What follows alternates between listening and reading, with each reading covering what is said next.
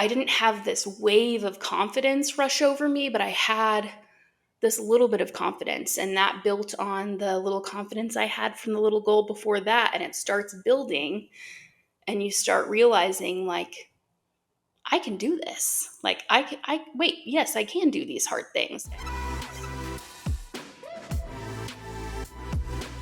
Hello, everyone, and welcome back to the Thick Thighs Save Lives podcast. I'm Kelsey, and I am so excited to have our special guest on today, Katie Zornes.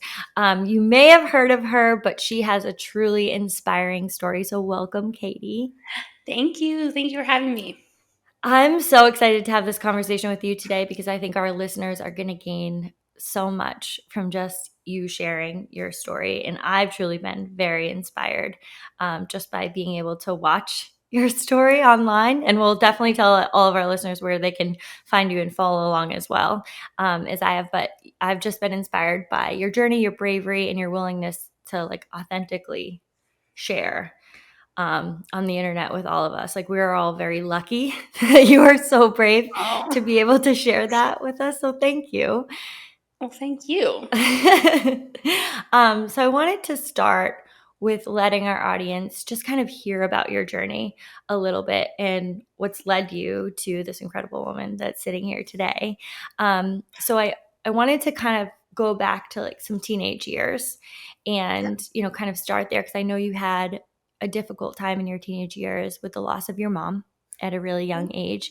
So can you just talk to me or talk to us a little bit about the effect that had on your health and how it's led you here? Yeah.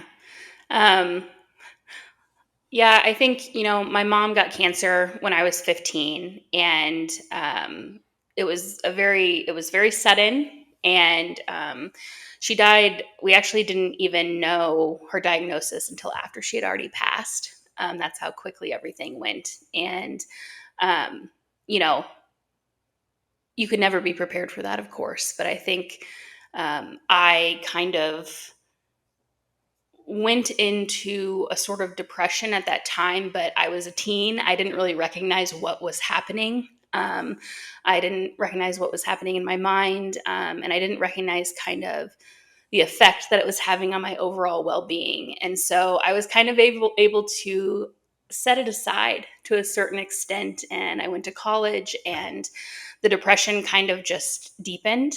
And I'm someone who had struggled, even though I was a fairly active child, struggled with my weight for a very, large part of my childhood. But when I went into that depression, I kind of stopped any sort of self-care, and didn't even really know how to handle that. And I gained a bunch of weight, but more than that, it started just affecting my like physical ability to do things. And then that's when the depression kind of deepened.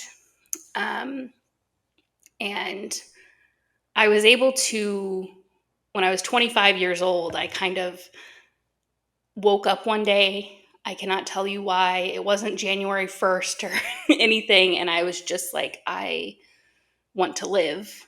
And that was the first realization that up until that point, I didn't know that I had felt like I did. And so how I thought I should do that is focus on a weight loss journey. And I lost a bunch of weight really fast. And I was feeling really good and positive about myself, but I never really addressed the things that were going on inside of my head. And that ended up kind of leading me, back to depression, essentially.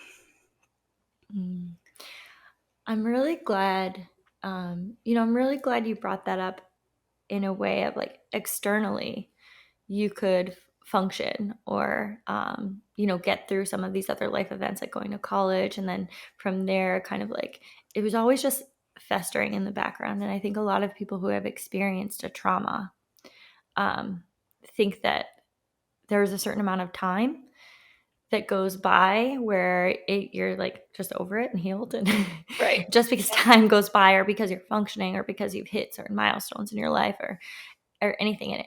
And it's really important to open up the discussion to like those things can just fester and Yep. build and gain new legs, um, and they can come or show themselves at really unexpected times or in unexpected ways, that I think surprise a lot of us.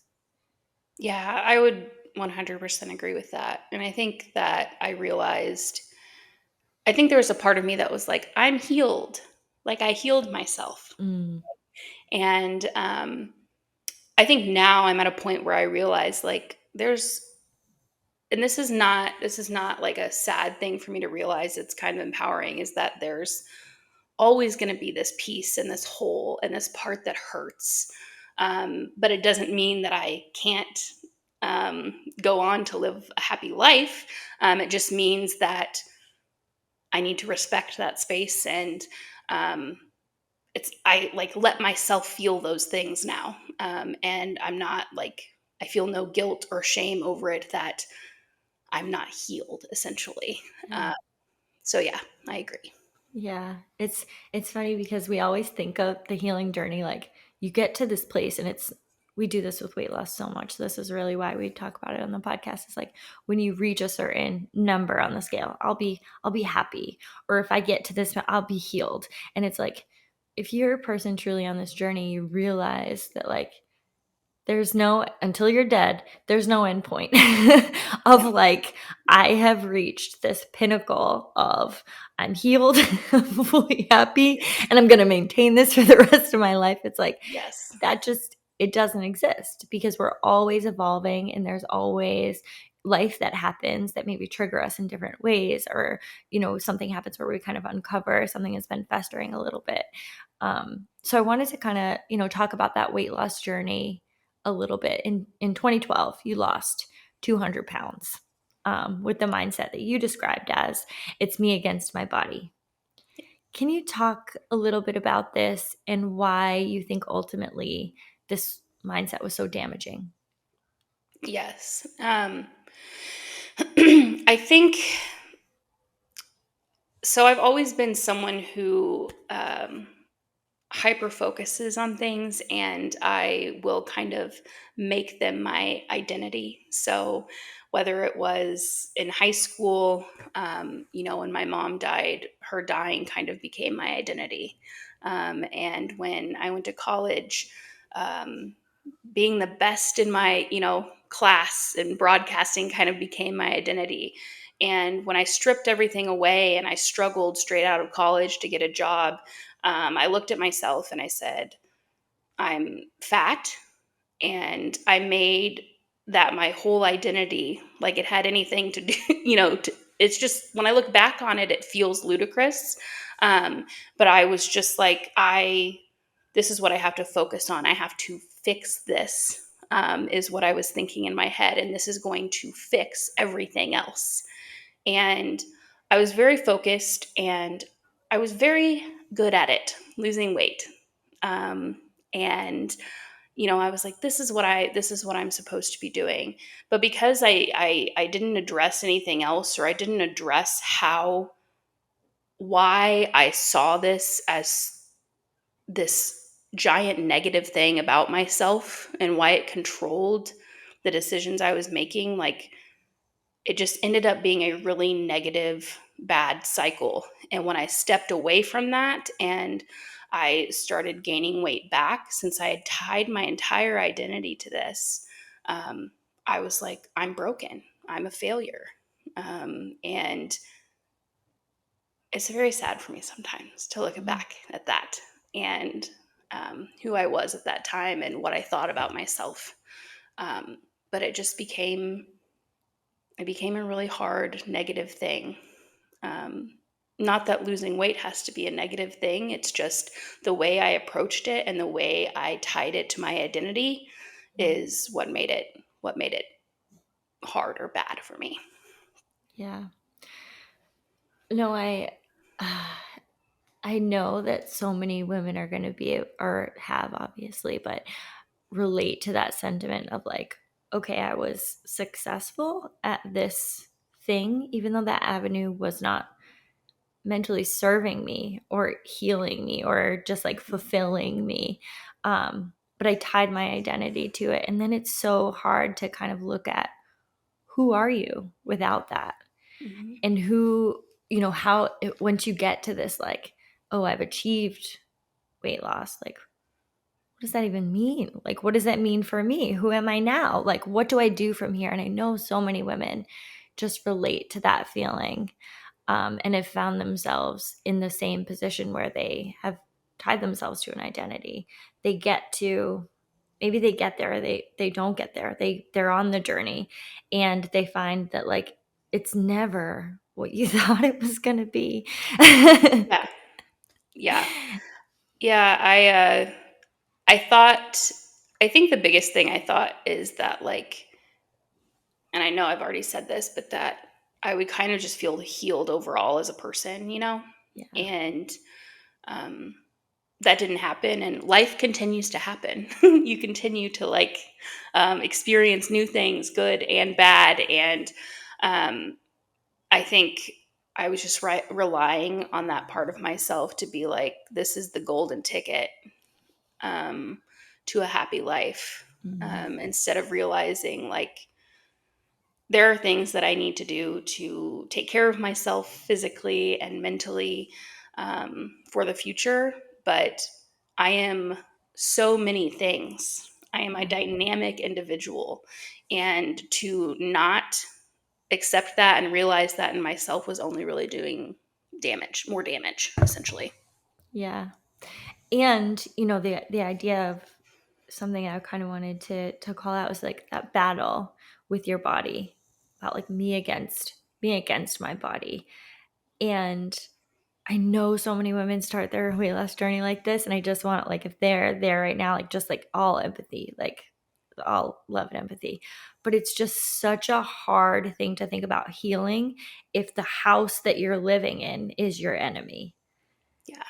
Yeah. I think so. I started doing this thing back in at the end of 2021 and the beginning of 2022, where I thought about, I didn't want to do anything during that time. I was in a very dark place. And I know that one of the things that I was doing was, looking at this might sound weird, what my feet did every day, like where my feet carried me. Mm. I was in a lot of pain during that time, just from kind of being sedentary. And um, so, what my feet carried me to do every day, and I would write it down or I would record it, because at the end of the day, I would look and say, like, these are all the things that my body did for me, basically, Mm. during the day, even though I was just like cursing my body. I was like, you're the reason I'm depressed. You're the reason I'm like this. Separating myself from my body, essentially, that my body was some sort of evil player in my life.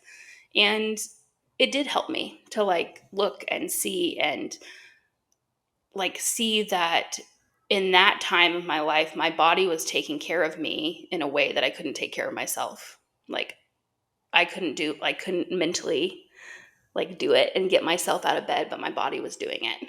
And so I don't know. I know that might, sometimes sound weird looking back, but to me it sounds brilliant.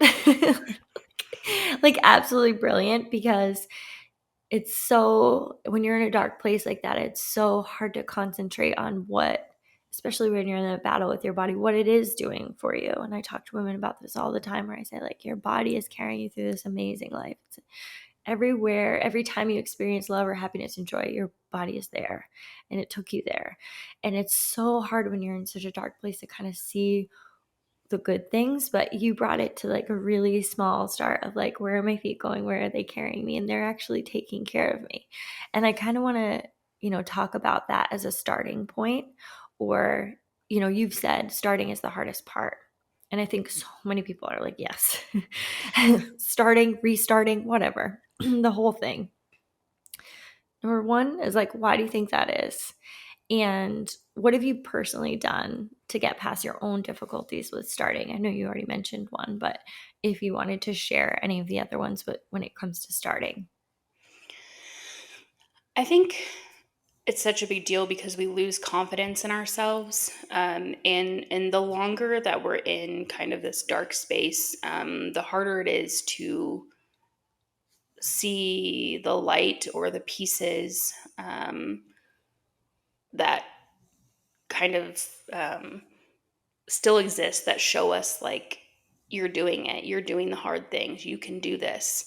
And for me, I think I was setting out, I was looking at myself and I was like, 25-year-old Katie could go do a triathlon, right? And she could go run a half marathon and she could make a documentary. 25-year-old Katie was like doing all the things. And I would go out and I would be like, I'm going to go run 3 miles today, even though I hadn't run in 3 years, And I would get out there and it was hard to just, walk the quarter mile. And I was thinking, I'm a failure. I suck. I'm never going to be able to do this. And you do that enough times, I think we personally, for me, definitely for myself, I've seen it in others, we make these goals that are really hard to achieve where we are at. And I think the number one thing I talk about is like meeting yourself where you are. And I think that's what I did. And I didn't want to do it. I wanted to I thought I would not feel better about life if I could not go out and do the things I was doing 10 years ago. But finally, one day I was like, okay, well, this is what I can do today. This is the goal that I can do today. And I set a goal to brush my hair every day. And that was kind of the goal that I started with. And then the next goal that I made after that was 10 minutes of intentional movement every day. And it didn't matter like where it was, what I was doing, when. Like I didn't say, I'm going to go to the gym 5 times a week. It was like just 10 minutes somewhere, do something that I intentionally decided to do.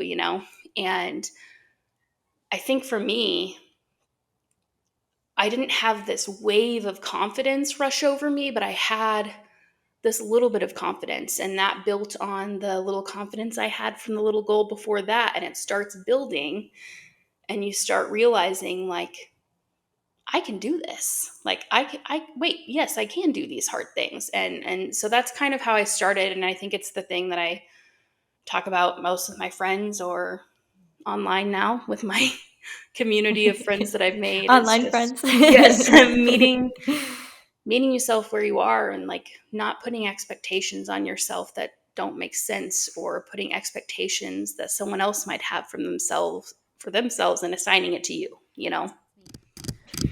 We're interrupting this podcast to tell you about the coolest leggings that have ever been on the planet ever. And if you are going to try to crush this new year, you need them. Why are you laughing? You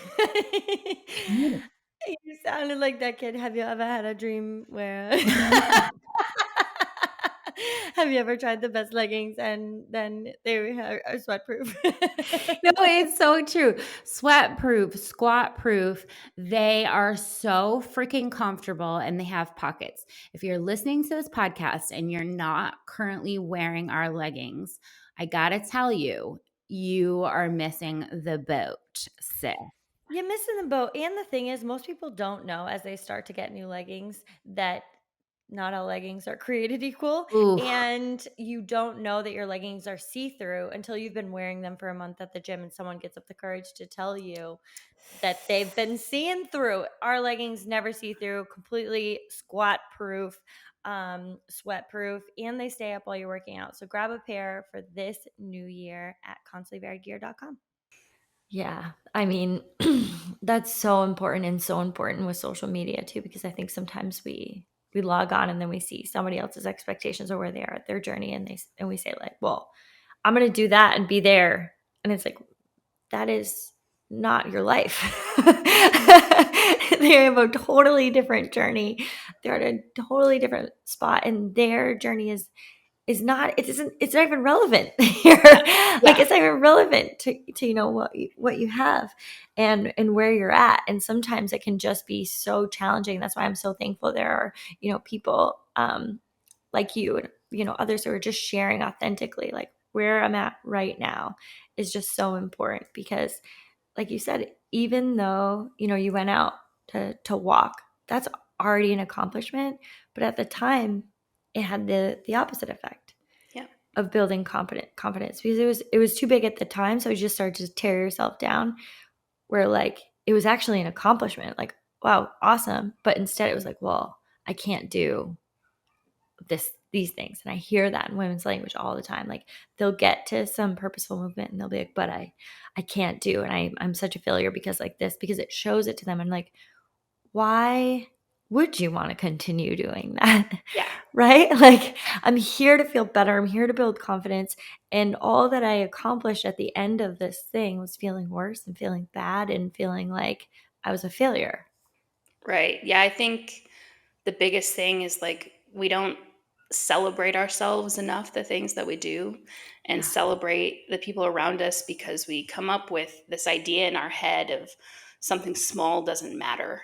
And like to me, I can reflect now and I can look back and I can tell you that deciding to brush my hair every day was the biggest, hardest thing that I've done because in that space where I was, I I did not believe that I could do these things. And so those things matter. And those things that we say are small are worth celebrating. And when you celebrate those things, you're like, you start to feel different things. And so women will message me all the time and they'll be like, you inspired me to go for a run. I could only go for a half mile though. And I was like, you don't even have to qualify it. You don't have to say, I Nope. only could go for a half mile.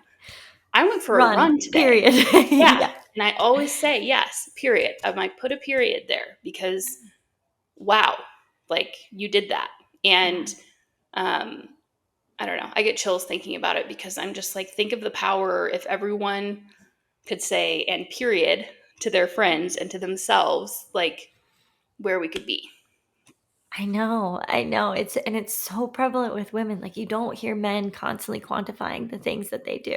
They're just like, I do this. Like, and you're like, but you hear women constantly, and it's, there's a societal thing or societal layer there too of, owning our accomplishments and feeling like, or coming off as arrogant, or confident women are always arrogant, but Mhm. um I think about that all the time as well. Like, could we just end it with that period and just leave it there? Like, we don't have to quantify our accomplishments. We can just leave the accomplishment as it is and build on that. And you said, you know deciding to brush your hair every day was one of the hardest things you've ever done, and it's incredible. I feel that in my soul because the first thing is so hard, and we're constantly tearing that one down and Mhm. just waiting for the big one, the pull up, the weight loss, the whatever. We've decided is the big one when it's really like the small ones before that. And you've done so many hard things. So I wanted to ask you, like, tell me how about your development of the original 22 hard things in 2022 Yeah. and what made you kind of want to share that journey. Yeah, I think so at the end of 2021, like November-ish, I kind of had that little flutter where I decided to do the hair brushing and the 10 minutes of intentional movement. And I think I decided to share for a couple of different reasons. One, I'm a sharer. I'm an oversharer by nature. And we are all thankful for It's something that. my family has always encouraged in me. Like, just we had a very open dynamic as a family, and I love to create. I've been making videos since I was in fifth grade with my best friend. I love to create; it's my outlet. I love to write, and writing and like creating these videos is something that people ask me, well, was it for accountability? Not I It was just to get it out there. It just felt good to me. And I created this list when I was kind of seeing the horizon. I was like, you know what? I'm not going to make a goal like I had made every year for 10 years to lose 100 pounds this year.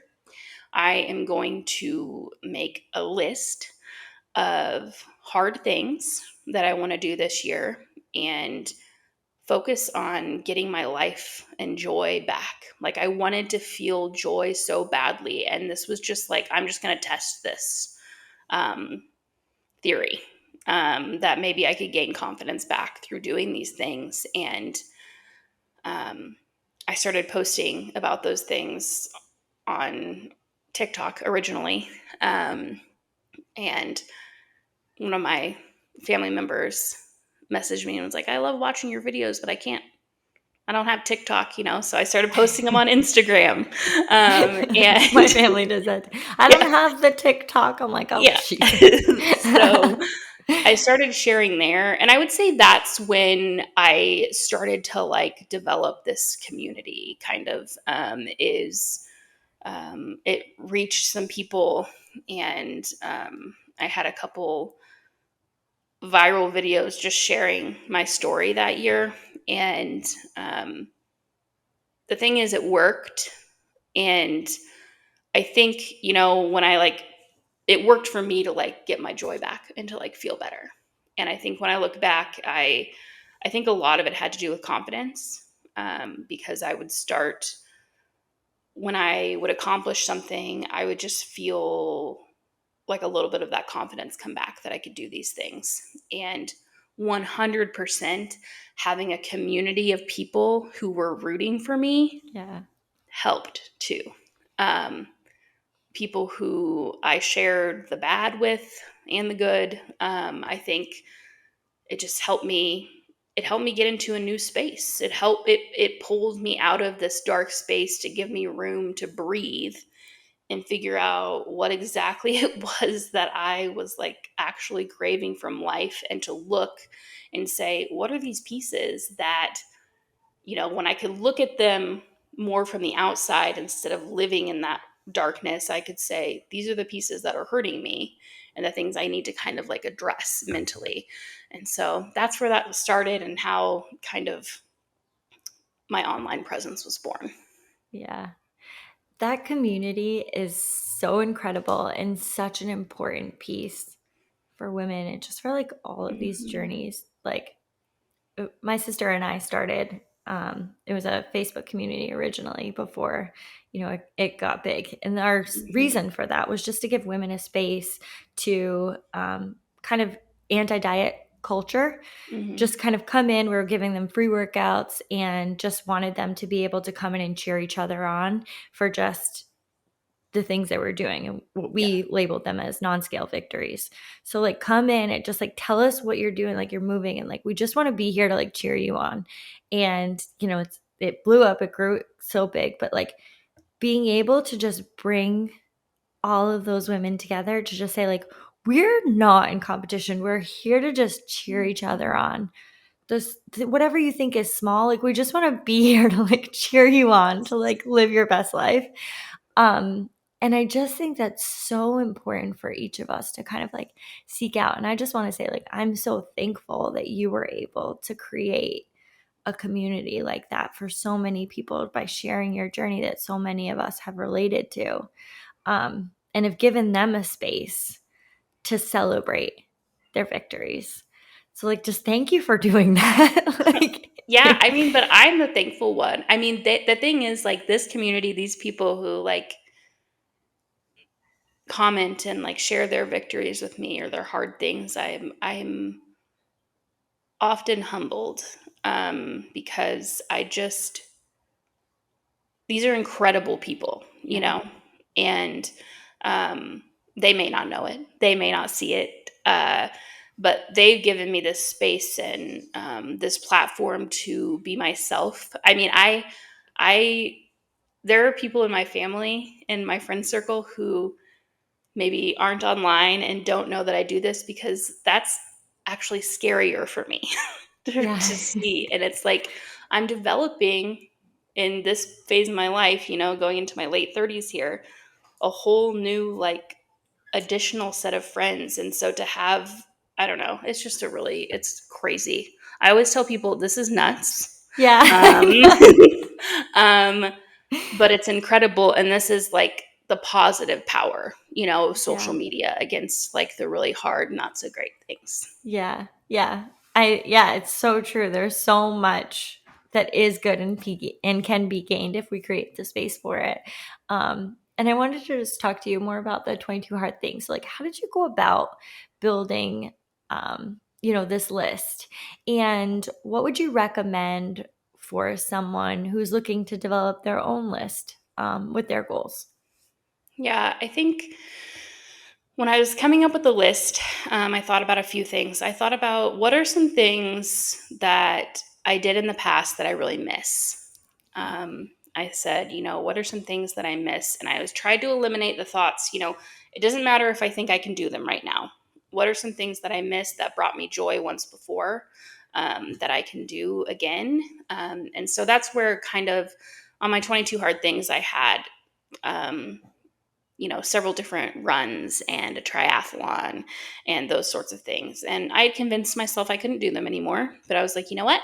We're going to put them on this list because I loved doing them, and let's see what could See. happen. Yeah. Mm-hmm. And I think I also wanted to put things on my list that are things that no matter how big or small I thought they were, things that I told myself that I couldn't do that I'd always wanted to do. So on my list was bake a perfect loaf of sourdough bread, and sew a bag because I had always like wanted to do that, but I never made space or time for it because I was just like, I'm probably gonna be bad at that. So those were a couple of things. And then, I had a couple really hard things on there. One was trying to decide what to do with my mom's ashes, things that I had kind of avoided and set aside. And I will tell you, I did not accomplish that one yet. It's ongoing. But to give myself, things that I needed to do, put things that I needed to do on the list, like go to the dentist, to just push myself to say, you said you were going to do this and you can do this. And I think my advice to anyone who is creating their own list is to, number one, not base it off of someone else's desires or needs, and to really like look at yourself and think about the things that fill your cup, and the things that would make you feel proud. And it most certainly doesn't have to be what your best friend, what might work for her. And so I think that's the number one thing. And then I think just going back to like what I said before, I think I have this big dream one day of doing a like half Ironman or, traveling to all these different countries. And I didn't put that on my list because it was not realistic to where I was at. And I did not want to set myself up to fail. And I wanted to push myself, but be realistic. And I think so. I think that's the other thing is just remembering where you're at and honoring that, and not giving yourself, setting these expectations on yourself, where you're going to be disappointed. Yeah. And that's such a challenge for a lot of people too, is to just think there's no list. There's no list that we're at the end of this podcast can be like, so here is your list of 22 hard Yes. things to everyone listening. Like those that's really what a lot of the times, especially in the health and fitness industry, we want this like guideline of like, well, just give me this and I will do these things. But when it comes to healing in our personal journey, it's so important to lean into the fact that like there is no one has a personal list for each of you except you, which is empowering because like you're the only person with the key, but Mhm. also scary because we have to sit with our wants, our desires, and the things that are truly going to bring us joy and figure out what they are. And Yeah. that's hard work. it's hard work to just like dig in and be like, well, what is it that I want? Not what anyone thinks that I want, not what my best friend wants, not what Katie wants. Yes, yes. You know? So it's a challenge, but I think that it's a really good one for all of us to think about and to sit with for a little bit, hopefully at the end of this podcast. And I know that you've created a couple hard lists now. And you mentioned that you haven't met every goal on each year's list, which I think is just important to like put out there. You're like, there are some that, was on my goal list and it was really hard. And I did do steps towards like start thinking Yep. about it and take steps towards it. And it's not a failure if you don't complete it. Just moves Yeah. on. Does it move on to next year's list? Sometimes, and sometimes I'm like, I'm gonna set that aside. Mm-hmm. I think that's you kind of hit on this. It's like the power of this, though, is that it's my list, Mm-hmm. and the list is supposed to serve me. I don't serve the list, and if it's not doing what I want it to do, then what's the point of that? Yeah. Mm-hmm. And so like this year I'm doing 4 hard things. Okay, because I'm not upping every year. I think it was really important when I started the journey to have such a variety of things. And because at that point I'm like, how am I going to feel better? I just want to feel better. Mm-hmm. What is it? And I think now I'm in a lot different space where I'm like, a little bit more focused on certain aspects that I kind of want to expand on my experience, basically. And I think people will say to me, well, I'm too scared to do 22 things or 4 things. And I was like, I understand that. And I think you should pick Yeah. just one hard thing that you want to conquer. A list isn't for everyone, but pick one hard thing and then move on from there and see what happens, because I really believe if you can do the first hard thing, that you will start building confidence and you'll realize, yes, I can do these things. And I think that's the key, is convincing yourself what the people around you already know, Mm-hmm. is that you are entirely capable and you are worthy of the life that you want to live. Yeah. That's it right there, though, is that like we have to convince ourselves that we are worthy of the life that we want to live.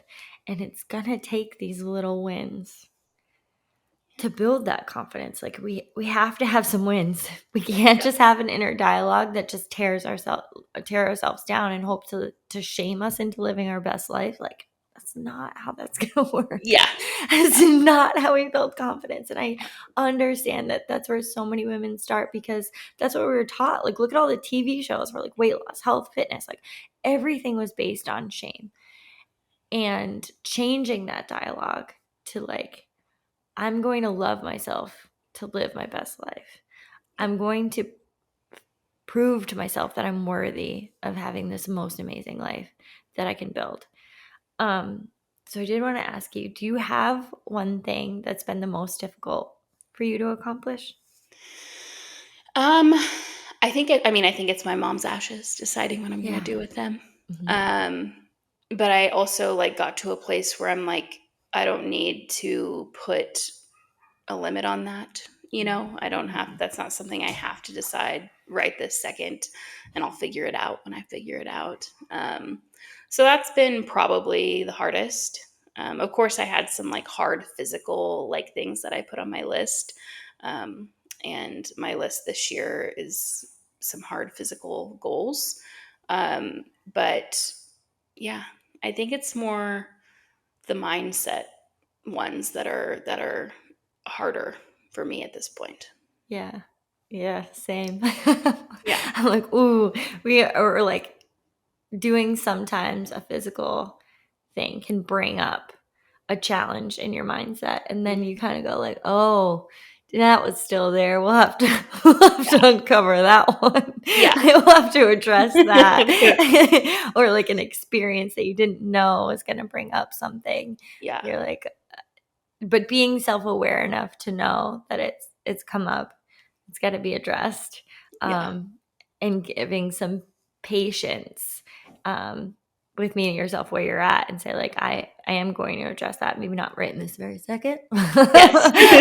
This is not the time for that, but It's not the yes, time for that, but I good acknowledge thought. it. Yeah. I see it's there. We're gonna come to that. I know that a lot of your 2024 list too was centered around some travel and adventure. Yeah. Can you tell us like a little bit about your upcoming trips? I know there was like Yellowstone and Iceland.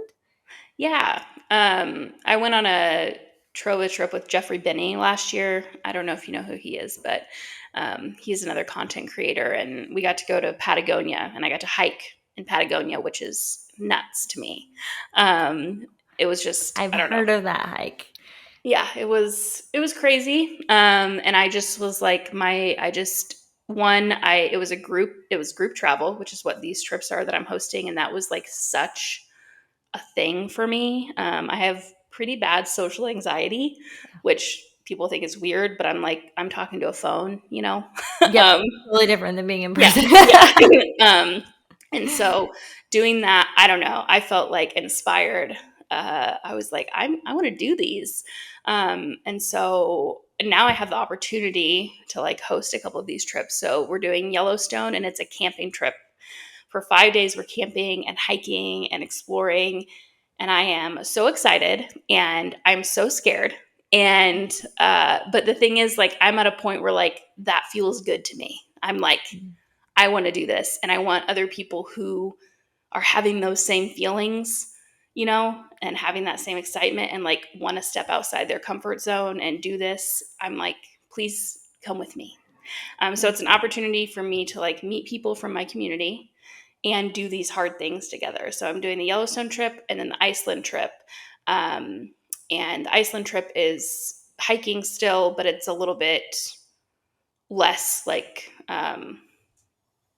less physically required, Strenuous. Mm-hmm. and hotels. So Mm-hmm. I'll look forward to Instead of doing that camping. after the Yeah. Yellowstone. Yeah, no camping. Yeah, and